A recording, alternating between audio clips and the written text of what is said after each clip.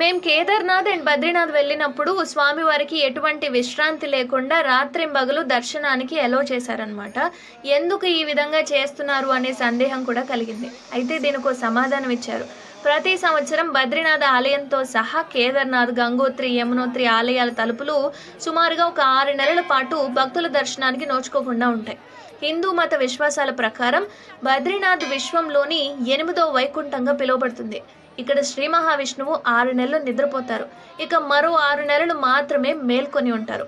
అలాగే కేదార్నాథ్లో కానీ, గంగోత్రిలో కానీ, యమునోత్రిలో కానీ ఉన్న దేవాలయాల విగ్రహాలన్నీ కూడా 6 నెలలు పడుకొని 6 నెలలు మేల్కొని ఉంటాయి. కాబట్టి వాళ్ళకి ఎటువంటి విశ్రాంతి అనేది లేకుండా మేల్కొనే ఉంటారు. కాబట్టి రాత్రింబగళ్ళు మీకు దేవాలయాన్ని చూడడానికి వీలుగా ఉంచుతారట.